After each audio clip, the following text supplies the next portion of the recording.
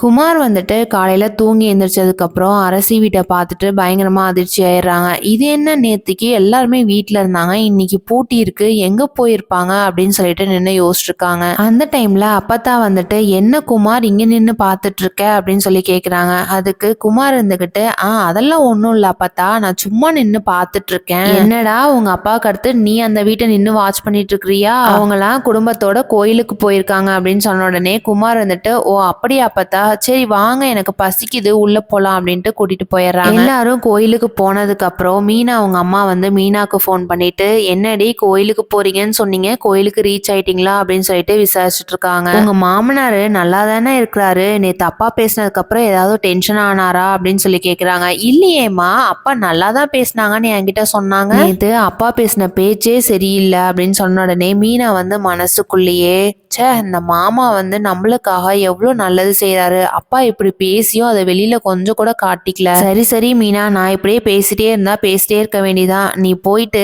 ஜாலியா உங்க குடும்பத்தோட என்ஜாய் பண்ணு. பாண்டியன் அவங்க அக்கா இருந்துகிட்டு ஏன் மத்தவங்க 2 வீட்டுல இருந்து சம்மந்தி வரவே இல்லை அப்படின்னு சொல்லி கேக்குறாங்க. அதுக்கு கோமதி இருந்துகிட்டு அவங்க 2 பேரும் அவங்களுக்கு பிடிச்ச மாதிரி கல்யாணம் பண்ணதுனால அவங்க வீட்டுல யாரும் ஒத்துக்கல. பாண்டியன் அவங்க அக்கா என்ன நினைக்க போறாங்கிறத வெயிட் பண்ணி பார்க்கலாம். தேங்க்யூ.